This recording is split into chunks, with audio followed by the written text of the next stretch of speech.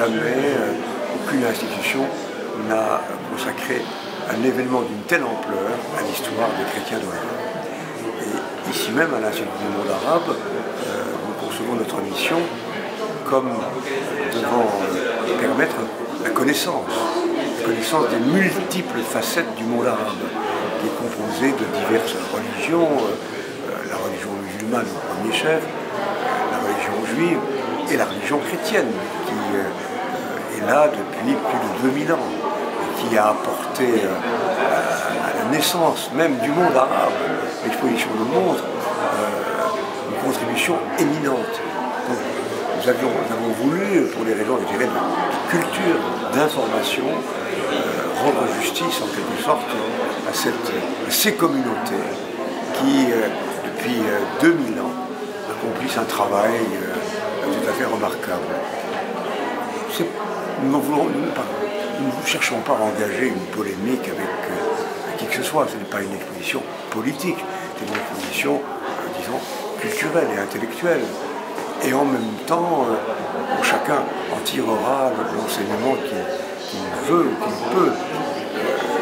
N'oublions pas que tout le monde souffre dans certaines régions aujourd'hui, à commencer par les musulmans, qui sont souvent les premières victimes, et les chrétiens, naturellement. Et on aurait envie de dire aux chrétiens, ne quittez pas cette terre malgré les souffrances, c'est la vôtre. Vous avez contribué à la faire vivre, à la faire prospérer, à la faire rayonner. N'ayez pas le sentiment que vous n'êtes plus chez vous, non, vous êtes pleinement chez vous, sur cette terre. Le devoir de la communauté internationale est d'assurer la protection des uns et des autres, d'assurer le respect des religions, des croyances. Cela réclame des efforts supplémentaires de la part des différents pays concernés. Une responsabilité toute particulière, évidemment, qui pèse sur le gouvernement de l'Irak. Alors, comme vous le savez, lorsqu'il y a eu la libération de la plaine de Ninive, déjà, ça a été d'abord un moment de fête pour les gens qui attendaient ça depuis presque 3 ans, donc ça a duré beaucoup trop longtemps.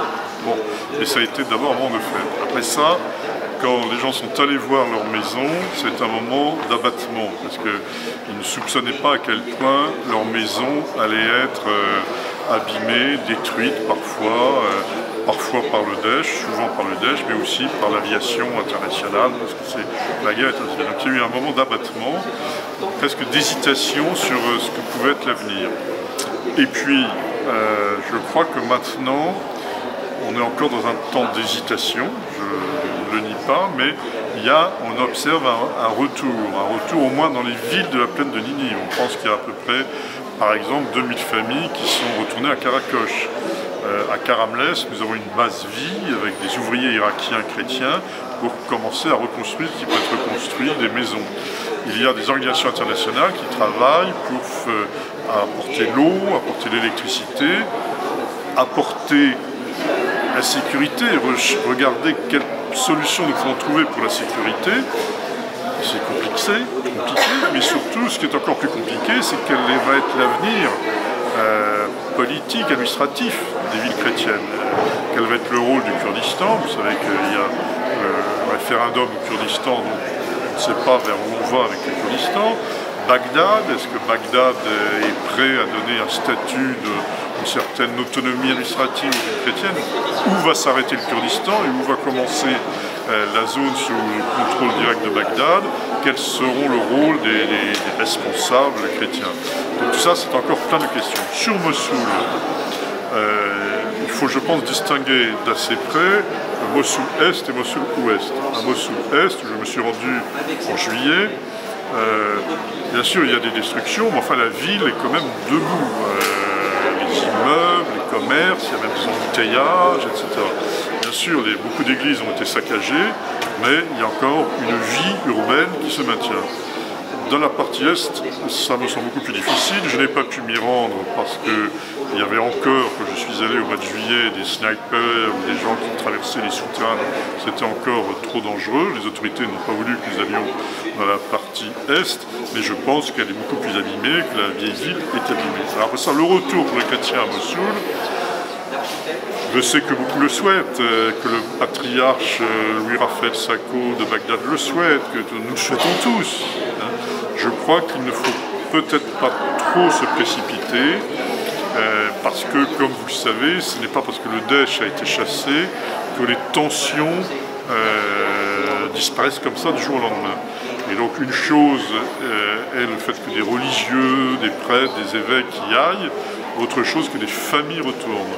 Donc il faut, je crois, agir pour cela, mais ne pas se précipiter trop. Et je crois que maintenant, il faut surtout se concentrer sur les villes de la plaine de Ninive. Ça me semble être la première étape. Mais il faut, je crois, à Mossoul, poser tout de même des actes significatifs sur la mémoire chrétienne dans cette ville. Et donc, il faut, par exemple, restaurer des églises pour rappeler que les chrétiens n'ont pas disparu, qu'ils ont encore des droits à Mossoul. Vous savez que pour le Kurdistan, il y a de nombreux problèmes. Le Kurdistan irakien est en crise économique d'abord. Il a moins de pétrole que prévu et ce pétrole coûte moins cher. Il est en crise intérieure entre les Kurdes de Suleymania et les Kurdes d'Erbil et il y a des tensions. Il y a des tensions proprement politiques, d'un nouveau mandat éventuel pour le président Barzani, tout ça est plein de questions. Mais il y a un autre problème qui est la frontière de ce Kurdistan. Où va-t-il s'arrêter ? Et on voit bien que des zones chrétiennes ou des zones à peuplement chrétien, il y a un évêque à Kirkouk par exemple, quel est l'avenir de Kirkouk ? Oui, la situation est difficile. Je ne suis pas certain que l'avenir des chrétiens de la plaine de Ninive soit dans le Kurdistan. Je veux dire qu'ils y sont allés accueillis par les Kurdes parce qu'ils étaient chassés par le Daesh, mais je ne suis pas sûr que leur avenir soit de demeurer au Kurdistan. Ceci dit, il y a des évêques au Kurdistan, comme vous le savez, à Erbil, à Al-Kosh, à Daouk et ailleurs. Il y a des monastères, donc il y a quand même une présence chrétienne dans le Kurdistan. Et je pense que les Kurdes n'ont aucun intérêt à réprimer les chrétiens, à réprimer la présence chrétienne. Je pense qu'ils doivent avoir l'intelligence que ces chrétiens peuvent être un plus pour le Kurdistan. Mais c'est vrai que les frontières du Kurdistan sont problématiques et que pour l'instant l'avenir des chrétiens dans ces zones disputées est difficile. Pour ma part, je n'ai pas entendu parler, mais je ne suis pas forcément au courant de tout, directement d'une kurdification qui aurait un caractère anti-chrétien, si vous voulez. Je pense qu'il va appuyer effectivement la culture kurde de ce Kurdistan irakien, mais je n'ai pas entendu parler de menées anti-chrétiennes. En revanche, il y a la Mésopotamie syrienne. Dans cette Mésopotamie syrienne, il y a des Kurdes. La Mésopotamie syrienne, donc au-delà de l'Euphrate jusqu'au Tigre, à la frontière irakienne, n'a jamais été un Kurdistan. Les Kurdes n'ont jamais fait plus de 30% de la population de la Mésopotamie syrienne. Et là, il y a des menées des Kurdes syriens contre les chrétiens parce qu'ils sont arabophones, qui sont intolérables. Il y a des écoles qui sont saccagées à Assaké, à Kamishli, il y a des tirs de Kalachnikov contre des évêchés. Bref, il y a là une tentative de kurdification violente que nous n'acceptons pas. Et nous sommes inquiets, vous savez que les Kurdes de Syrie sont les alliés des États-Unis pour chasser l'État islamique.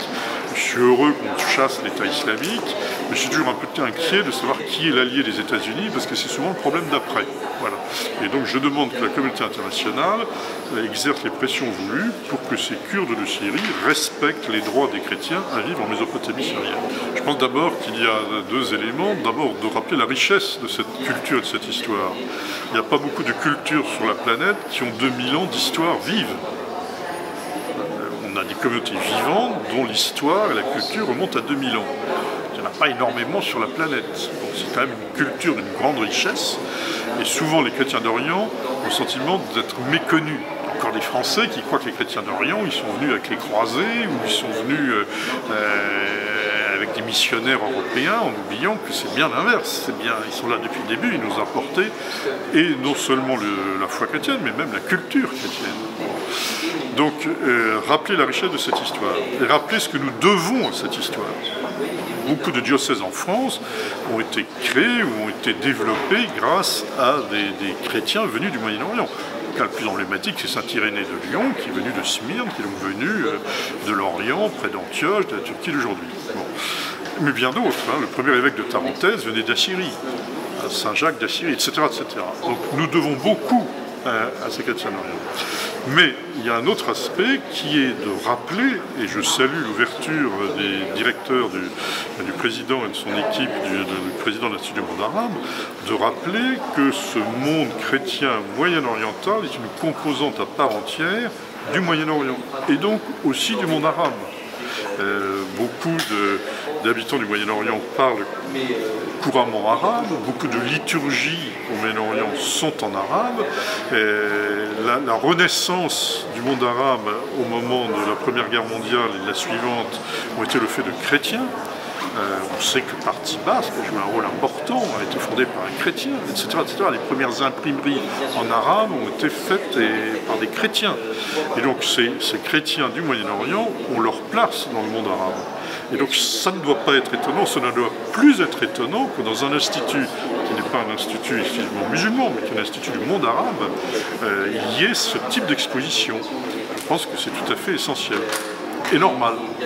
Et donc évidemment, lorsque certains veulent nier cela, veulent chasser les chrétiens de leur terre, veulent chasser les chrétiens de la région, chasser les chrétiens de ces pays, rappeler cela a évidemment un rôle politique important.